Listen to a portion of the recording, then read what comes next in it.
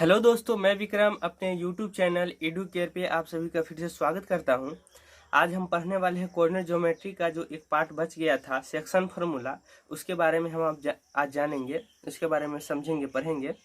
Coordinate geometry के लिए सबसे पहले तो एक प्लेन जो लेते हैं जिसमें एक्स और एक वाई एक्सिस होता है वो हम लेंगे ही। कि सपोज दैट कोई डिस्टेंस दिया गया हो, कोई एक डिस्टेंस दिया गया हो इस प्लेन पे, अगर ये ओरिजिन यहाँ हो, अगर ये ओरिजिन हो, यहाँ कोई, अगर इसको हम ए मान लिए, यहाँ कोई पॉइंट बी हो, दो टावर की बीच की एक कोई पॉइंट है, एक कोई पॉइंट पी है, जहाँ से टावर ए पे आने से जितना दूरी है इसके दुगुना दूरी यहाँ है।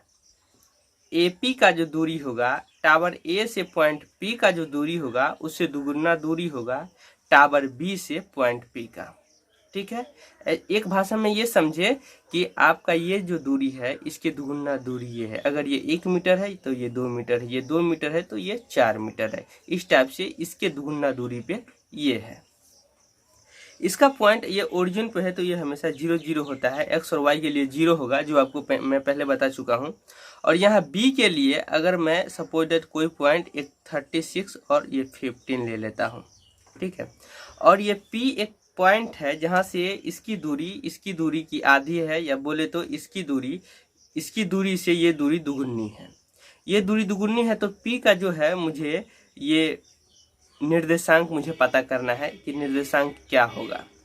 तो इसके लिए हम क्या करेंगे, सपोज दैट इसको हम x और y मान लेते हैं। x के लिए x और y के लिए y, ये xy निर्देशांक इसका मान लिया। अब इसको सॉल्व करने के लिए हम क्या करेंगे, इसको हम यहाँ से मिलाएंगे नीचे, इस पॉइंट को मिलाए सामने से नीचे, ठीक है। इसके समांतर पैरेलल में एक ये पॉइंट दे दिया मैं, ठीक है। और इसको हम मान लिए सपोज दैट R, इसको मान लिया मैं S, इसको मान लिया मैं T, ठीक है। RS और ये T पॉइंट मान लिया। एक चीज आप ये देख रहे हैं, जो एंगल ये होगा वही एंगल ये, अगर ये वर्टिकल है और ये मैंने पैरेलल लिया तो ये भी इसके अगर पैरेलल है तो ये एंगल के बराबर होगा। जो ये एंगल ये होगा वही एंगल ए और पी दोनों सेम होगा। तो यहाँ दोनों एंगल सेम होगा तो ट्रेंगल बात करें APR में, triangle APR triangle PBT, triangle PBT के समरूप होगा AA समरूपता से। दो एंगल बराबर हो तो दोनों त्रिभुज समरूप होगा। इस हिसाब से ट्रेंगल APR ट्रेंगल PBT के समरूप होगा। तो यहाँ पे आ जाइए, अगर सपोज दैट हम यहाँ बात करें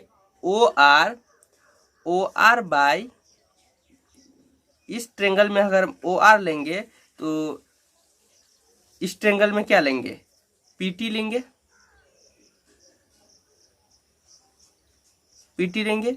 ये बराबर होगा, ये दोनों का आधार लिए, बेस लिए, तो इसका भी बेस लिए। अगर हम इसका ले रहे हैं हाइपोटेनस, कर्ण इसका अगर ले रहे हैं AP, तो इसका भी हम कर लेंगे PB, जो कि AP जो है, अगर ये 1 है ये इसकी दुगुनी है, अगर ये 1 है तो ये क्या है, ये 2 है, तो ये हो जाएगा 1/2, ठीक है। अगर हम यहाँ बात करें इसकी हाइट का PR बाय, तो फिर इसका भी हाइट लेंगे, क्या है, BT, बराबर होगा ये AP बाय, इसका जब हाइट लिया तो इसका हाइट लिया, अगर इसका कर्ण लिया तो इसका भी कर्ण लेंगे, तो इसका AP लिया तो इसका क्या हो जाएगा PB, ये कितना हो जाएगा 1/2, ठीक है। OR से दूरी यहाँ पे कितना बता रहा है, X है, ठीक है, बाय, इसके बाद क्या है PT क्या हो जाएगा, P से T बराबर RS हो जाएगा। जितना P है PT है उतना ही RS है, क्योंकि ये इसके पैरेलल है और ये इसके वर्टिकल में सामने है। ये दोनों पैरेलल है, ये दोनों पैरेलल है, तो ये इसके बराबर PT के बराबर RS होगा। जो RS होगा वही PT होगा। तो PT इक्वल टू क्या हो जाएगा, यहाँ से लेके यहाँ तक AS माइनस AR। तो AS कितना है, AS से दूरी है कितना ए से एस तक का दूरी है 36 माइनस, और ए आर का कितना दूरी है, या बोले तो ओ आर या ए आर का दूरी कितना है, एक्स। ठीक है, ये हो गया, ये कितना हो गया इसका 1/, इतना इक्वल टू 1/2, इतना इक्वल टू 1/2, ये हो जाएगा 1/2।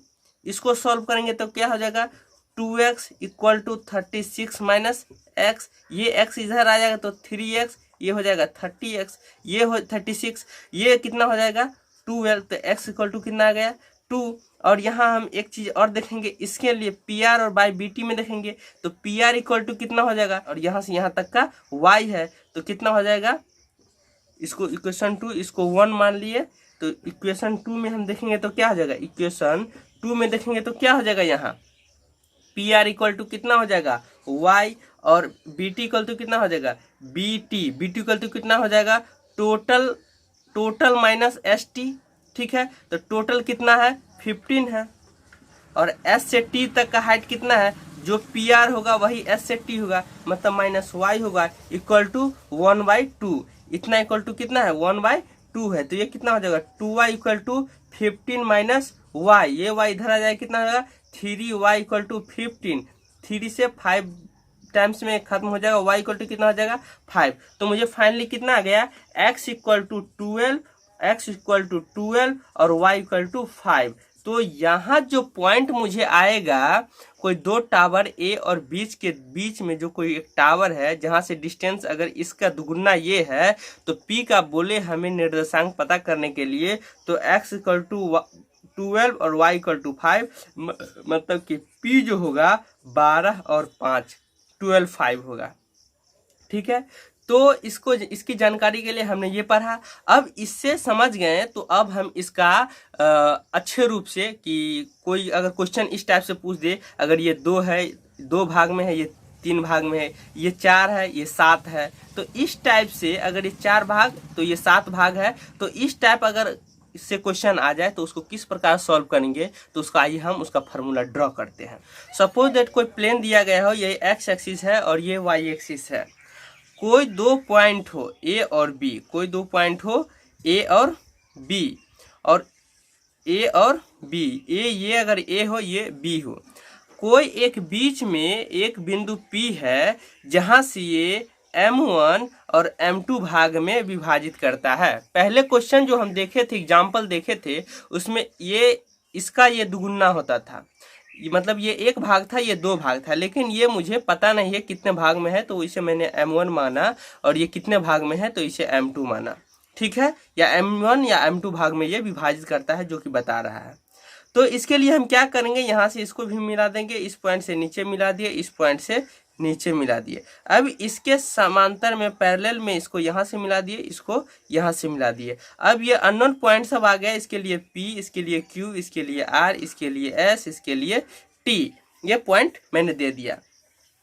अब इसमें हम क्या देखेंगे, इस ट्रेंगल, इसका हम ले लिया मैंने, इसका सपोज दैट x1 y1 हो, इसका x2 y2 हो, और इसका सपोज दैट इसका x1 y1, इसका x2 y2 बी पॉइंट का, और P जो विभाजित कर रहा है जो पॉइंट, उसका मैंने x और y लिया। ठीक है, तो अब हम आते हैं किस में, ट्रेंगल APS ट्रेंगल PBT में, triangle APS and triangle PBT में, इस दोनों ट्रेंगल की अगर हम बात करेंगे तो इसमें हम देखेंगे क्या, ये एंगल के बराबर है, क्योंकि ये जो एक सीधी लाइन है इसके पैरेलल में भी ये है और ये वर्टिकल है, तो ये दोनों बराबर हुआ। तो इस तरीके से AA समरूपता से ट्रेंगल APS ट्रेंगल PBT के समरूप होगा। जब समरूप होगा तो समरूप ट्रेंगल के लिए क्या हो जाएगा, अगर यहाँ हम AS बाय, अगर इसका बेस इस ट्रेंगल का बेस लेंगे तो इस ट्रेंगल का भी बेस लेंगे, मतलब AS बाय अगर PT हो तो इसमें क्या हो जाएगा AP बाय PB, और AP बाय PB है क्या, तो M1 बाय M2। ठीक है, अगर हम इसमें अगर हाइट लेंगे PS, सेम पिछले एग्जाम्पल जैसा हम ले रहे हैं, PS, तो ये क्या हो जाएगा BT, जो कि अगर यहाँ हम AP लिए तो AP, तो ये हो जाएगा PB। इसका जब हम हाइपोटेनस लेंगे तो इसका भी हाइपोटेनस लेंगे, और ये कितना है, AP है कितना M1 और PB है कितना M2।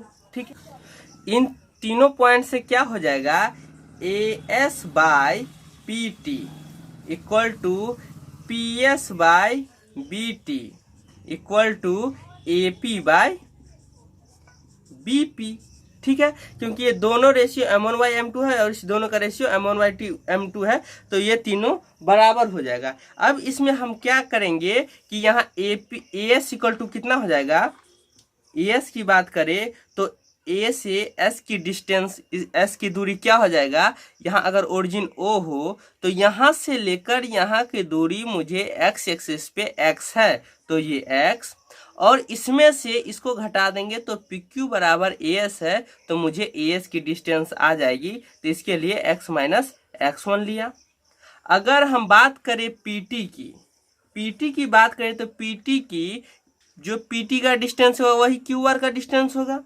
ठीक है, तो इसके लिए क्या करेंगे, OR की दूरी में से OQ की दूरी घटाएंगे, तो O से R तक के लिए X एक्सिस पे क्या है X2, और O से Q के लिए X एक्सिस पे क्या है X, तो X2 माइनस X हो जाएगा।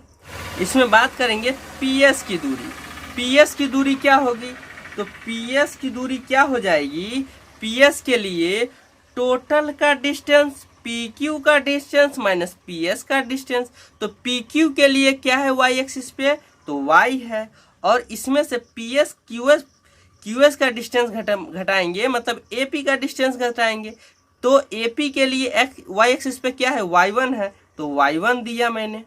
ठीक है, अब हम बात करेंगे BT की, तो BT के लिए क्या हो जाएगा, टोटल डिस्टेंस यहाँ Y एक्सिस पे Y2 और माइनस क्या हो जाएगा TR बराबर क्या है PQ, अब PQ के लिए Y एक्सिस पे कितना है Y, तो ये हो जाएगा Y। फाइनली जब हम इस वैल्यू को इसमें अगर पुट करेंगे तो हमें मिलेगा M1/M2 इक्वल टू क्या हो जाएगा, AS/PT है, तो X minus X1 by X2 minus X1 equal to PS/BT है, तो PS/BT हो जाएगा, तो PS क्या है Y minus Y1 by Y2 minus Y, कितना हो जाएगा, PT का डिस्टेंस P से T का डिस्टेंस के लिए क्या हो जाएगा, यहाँ से लेकर X2 और यहाँ से यहाँ X, तो X हो गया, Y minus Y1 Y2 minus Y। ठीक है, तो ये हो गया। यहाँ अगर हम इस भाग के X के लिए लेंगे, यहाँ X के लिए अगर लेंगे तो ये हो जाएगा M1, इससे इस साइड को गुना कर M1 X2 minus M1 X1 equal to M2 X minus M2 X1। अब क्या हो जाएगा, फाइनली X वाले भाग को अगर हम इसको इधर ले जाएंगे तो क्या हो जाएगा, M1 X minus M2 X equal to, इसको इस साइड ले आएंगे तो क्या हो जाएगा M1 X2 plus M2 X1। ठीक है, अब इस दोनों में कॉमन क्या है, X कॉमन है, M1 माइनस M2, ये क्या हो जाएगा, ये इस साइड आके प्लस में हो, ये उस साइड जाके प्लस में हो जाएगा, ये भी प्लस में हो जाएगा, तो M1 प्लस M2 हो जाएगा equal to M1 X2 plus M2 X1 by M1 plus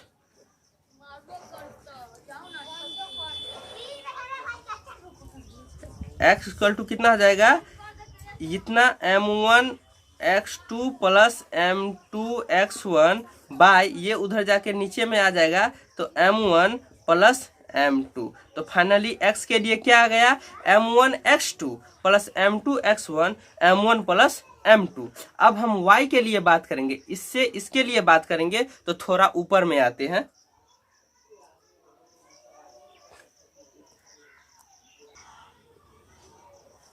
ये Y के लिए आएंगे तो ये हो जाएगा m1/m2 equal to y minus y1/y2 minus y। इसको इधर से मल्टीप्लाई करेंगे, हो जाएगा m1y2 minus m1y equal to m2y minus m2y1। अब इधर y वाले को उस साइड ले जाएंगे तो माइनस है तो उस साइड जाके प्लस हो जाएगा, तो m2y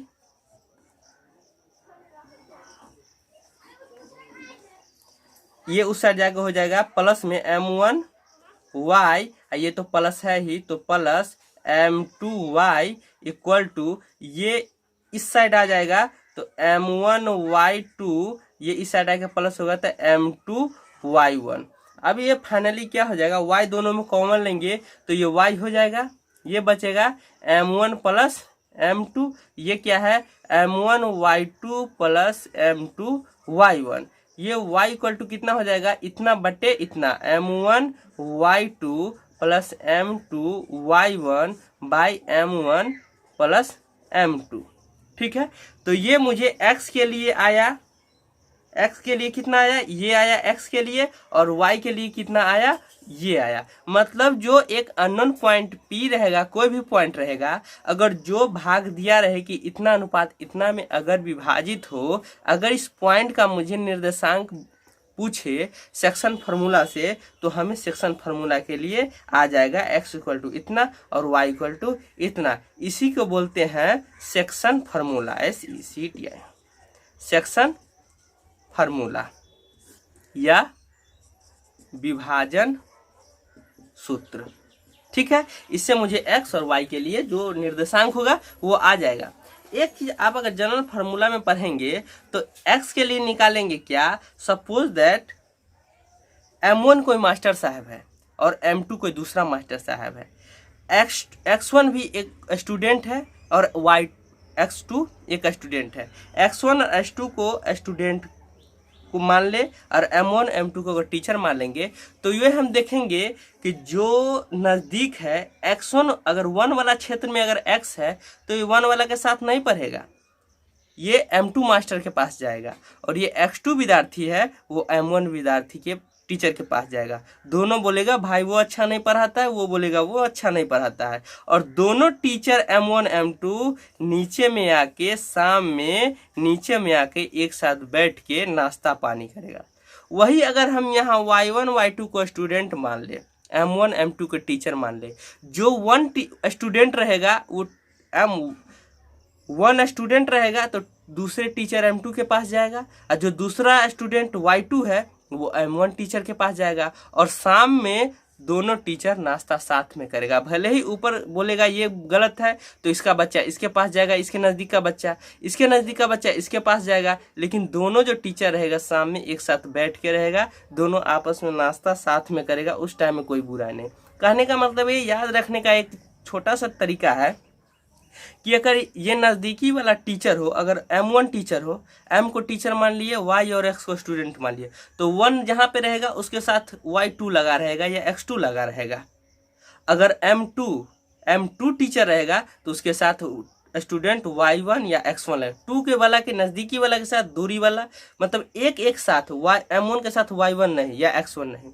ये टीचर तो दूसरा दूरी का स्टूडेंट, नज़दीक का टीचर तो दूरी का स्टूडेंट, दूरी का टीचर तो नज़दीक का स्टूडेंट। इस टाइप से आप ऐसे भी याद कर सकते हैं, या ऐसे भी याद करते हैं, 1 के साथ 2 होगा, 2 के साथ 1 होगा, 1 के साथ 1 या 2 के साथ 2 कभी नहीं होगा। ठीक है, तो ये सेक्शन फार्मूला हम लोग आज पढ़ा, और इस तरीके से देखेंगे कि इससे पूछने कैसे, इस मतलब कि इस फार्मूला से किस टाइप के क्वेश्चन बनते हैं या फिर पूछे जाते हैं। आइए उसके बारे में बात करते हैं। तो आइए इस टॉपिक के बारे में पढ़ें कि इस टॉपिक से किस किस प्रकार के क्वेश्चन पूछे जाते हैं। तो इसके लिए हम आते हैं कि कोई कभी ऐसा कंडीशन रहता है, कोई 2 पॉइंट रहता है A और B, ठीक है, कोई बीच में कोई P पॉइंट होता है, बीचों बीच होता है, मतलब कि 1:1 में ये विभाजित हो, तो पूछ देता है कि इसका निर्देशांक क्या होगा, पॉइंट P का निर्देशांक क्या हो जाएगा। तो इसके लिए सीधे क्या हो जाएगा, अगर ये x1 y1 हो, ये x2 y2 हो, तो ये सीधे हो जाएगा p xy के लिए xy, p xy के लिए हो जाएगा।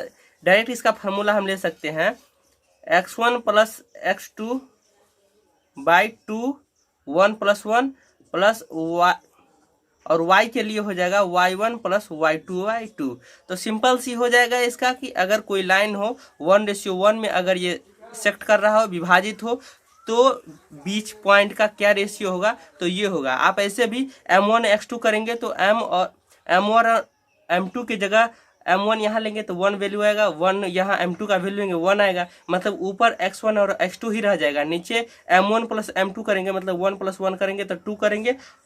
इस तरीके से यहाँ भी m1 प्लस m2 करेंगे तो 2 करेंगे। कहने का मतलब ये है कि अगर डायरेक्ट पूछ दे कि 1:1 रेशियो में अगर कोई लाइन विभाजित हो तो इसके लिए डायरेक्ट फार्मूला हम देंगे कि P इक्वल टू बीच वाला जो पॉइंट होगा उसका अगर निर्देशांक पूछेगा तो x1 प्लस इसका x वैल्यू इसका x वैल्यू दोनों को ऐड करके बाई 2 या दोनों को y वैल्यू बाई 2 कर देंगे तो ये आ जाएगा। एक इस प्रकार के क्वेश्चन पूछे जाते हैं। दूसरा में कैसा क्वेश्चन पूछे जाएंगे, कोई लाइन है, कोई एक लाइन हो, बीच में कोई पॉइंट P हो और ये B हो, ये A हो। A का अगर दिया गया हो निर्देशांक 4-3 और इसका अगर दिया गया हो 8-5, ठीक है, और ये बता दे कि ये जो बटा हुआ है वो 3:1 में, मतलब 3:1 में ये लाइन इंटरसेक्ट हो, तो पूछ रहा है इंटरनल इंटरसेक्ट हो, मतलब आंतरिक विभाजन। ये हम लोग पढ़ रहे हैं, ये आंतरिक विभाजन पढ़ रहे हैं, इंटरनल सेक्शन पढ़ रहे हैं, मतलब इंटरनल। तो ये आंतरिक विभाजित हो 3:1 रेशियो में, तो पूछ दे कि P का रेशियो, P का जो निर्देशांक होगा वो क्या होगा। तो इसके लिए क्या करेंगे, वही जो मैंने फार्मूला पढ़ा था उसके बारे में जानेंगे। P इक्वल टू क्या हो जाएगा, m1 x2, m1 कितना होगा, m1, इसको m1 एक रेशियो, m1 मतलब कि m1 into m1 ratio m2 में ये विभाजित है, तो m1 के लिए 3, m2 के लिए 1, तो m1 3 pxy क्या हो जाएगा, m1 3 m1 x2 क्या है, जो इधर का रहेगा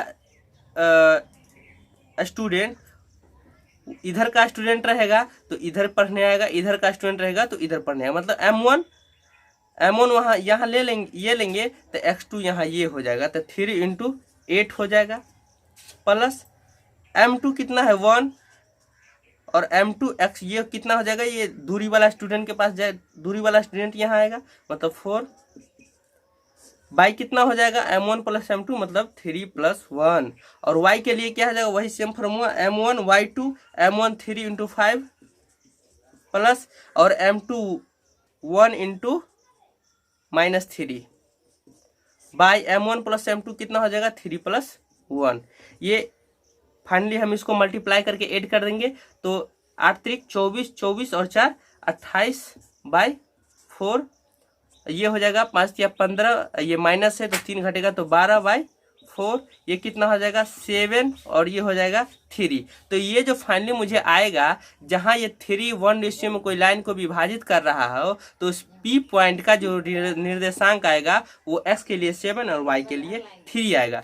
नेक्स्ट एक ऐसा पॉइंट आता है कभी कभी, सपोजेड कोई एक लाइन दिया गया हो और इसका निर्देशांक पता दिया रहेगा कि -6 और 10 हो, और इसका भी दे देगा 3 और -8 हो, और बीच में एक ऐसा पॉइंट P दे देगा, इसका भी निर्देशांक दे देगा कि ये -4 और 6 हो, ठीक है। और अब इसमें ये पहले तो ये दे दिया था कि इसका रेशियो दे दिया था, अब पॉइंट दे दिया है और पूछ रहा है कि रेशियो क्या होगा। थोड़ा सा डिफरेंट, जस्ट उल्टा पूछ रहा है, जस्ट अपोजिट कर रहा है कि पहले की 2 पॉइंट दे दिया और इतना इतना में भी इतना भाग में, सपोज 1:2 में या 2:4 में अगर ये विभाजित हो तो पॉइंट P का निर्देशांक क्या होगा। अभी P का निर्देशांक दे दिया है और दोनों का रेशियो पूछ रहा है, तो इसके लिए हम क्या करेंगे, तो सेम वही फार्मूला ड्रॉ होगा, घबराने की जरूरत नहीं है। वही P के लिए लेंगे -4 6, ठीक है, और वही फार्मूला m1 x2 लगाएंगे और हम मान लेंगे कि लेट कि ये दोनों का जो विभाजित कर रहा है वो m1 रेशियो m2 में विभाजित करेगा, तो m1 m2 में विभाजित करेगा, तो इसके लिए फार्मूला क्या हो जाएगा, m1 x2 m1 नजदीक का बच्चा दूरी टीचर के पास m1 मतलब दूरी का बच्चा आएगा, x2 क्या है 3 प्लस m2 x1 -6 हो जाएगा, तो ये ले लेते direct -6 m2 by m1 plus m2, ठीक है, इक्वल टू, ये x के लिए हो गया। y के लिए क्या हो जाएगा, m1 y2 कितना है -8 प्लस ये हो जाएगा m2, अगर लेंगे m2 तो y1 कितना है 10 बाई क्या हो जाएगा m1 प्लस m2, ठीक है। तो x के लिए, ये x के लिए और ये y के लिए हो जाएगा। तो यहाँ -4 के लिए x के लिए क्या हो जाएगा m1, यहाँ फाइनली 3m1 प्लस प्लस नहीं, ये माइनस प्लस माइनस हो जाएगा तो 6m2 by m1 plus m2 -4m1 plus -4m2 equal to 3m1 -6m2। m1 वाला को m1 साइड जाने देते हैं तो ये -3m1 है, तो ये कितना हो जाएगा -4m1 -3m1 इक्वल टू ये -6m2, ये इधर आ जाएगा प्लस 4m2 इक्वल टू क्या हो जाएगा -4 और 3 -7m1 equal to -2m2 minus minus plus हो जाएगा। तो m1 है, इसके नीचे ले आएंगे m2 को, तो ये उस साइड चला जाएगा 2/7 के। तो m1 m2 जो होगा रेशियो वो 2:7, मतलब कि 2:7, 2:7 में इस लाइन को विभाजित करेगा पॉइंट P, जिसका निर्देशांक -46 दिया गया है। तो आइए तो इसका हम जांच भी कर ले। यहाँ पे 3m1 है, सभी में m2 से भाग दे देंगे, ठीक है। इसमें अगर यहाँ पे m1 में m2 से भाग कर देंगे तो क्या हो जाएगा 3m1/m2, ये -6m2 है और m2 से भाग देंगे तो m2 कैंसिल हो जाएगा तो -6 बचेगा। इधर m1 है तो m1 से भाग देंगे तो m1/m2 हो जाएगा, m2 से भाग देंगे तो प्लस m2 में m2 से भाग देंगे तो ये कैंसिल हो जाएगा, मतलब 1 हो जाएगा। अब m1/m2 मुझे 2/7 आया है तो 3 × 2/7 -6, यहाँ हो जाएगा 2/7 + 1, ये कितना हो जाएगा फाइनली मुझे 3 दूना 6, 6/7 -6 बाई 2/7 कितना हो जाएगा, ये दोनों को ऐड कर देंगे तो 2 + 7/7, ये तो यहाँ कितना हो जाएगा 7×42 में से 6 घटेगा तो कितना हो जाएगा -36/7 इंटू ये 7 ऊपर चला जाएगा, 7 दूनी 9 हो जाएगा, 7 से 7 कितने कैंसिल हो जाएगा 9 चौक 36, -4 से कट जाएगा तो -4 हो गया। मतलब वेरीफाई हो गया कि अगर m1 m2 का वैल्यू 2/7 ही है तो मुझे x जो है इसका x निर्देशांक पे रखने पे मुझे -4 आ जाना चाहिए, तो -4 आ गया। अगर यही हम y पे चेक करते तो ये 6 आ जाता, आप चेक कर सकते हैं। तो एक इस प्रकार के क्वेश्चन पूछे जाते हैं।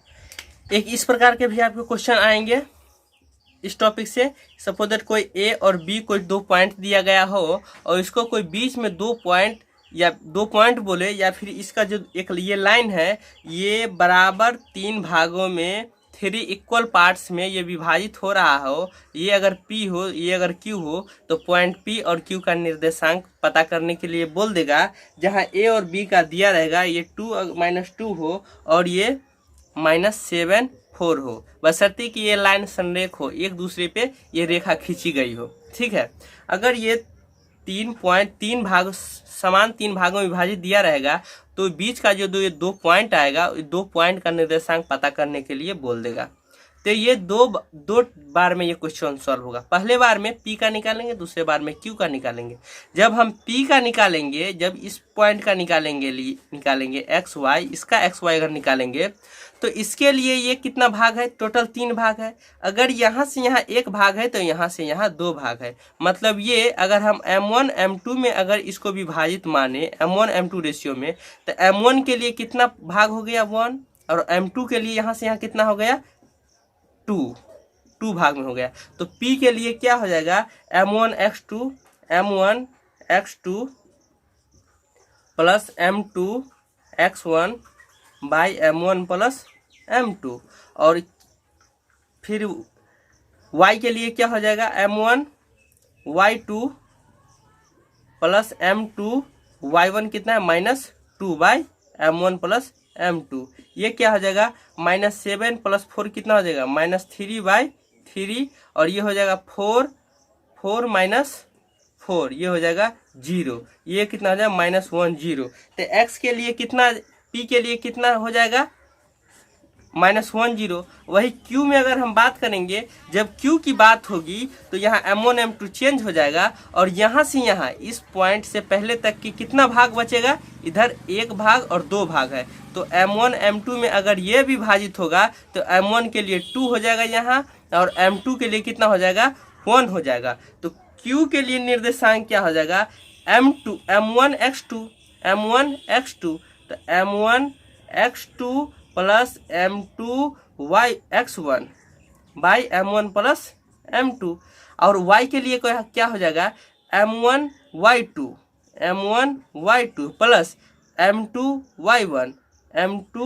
y1 by m1 plus m2। क्या हो जाएगा यहाँ 7 दूना 14 -14 में से 2 ऐड करेंगे तो कितना हो जाएगा -12, और ये हो जाएगा 3, और ये कितना हो जाएगा 4 दूना 8, 8 में से 2 घटेगा तो कितना हो जाएगा 6 बाई कितना हो जाएगा 3, ये कितना हो जाएगा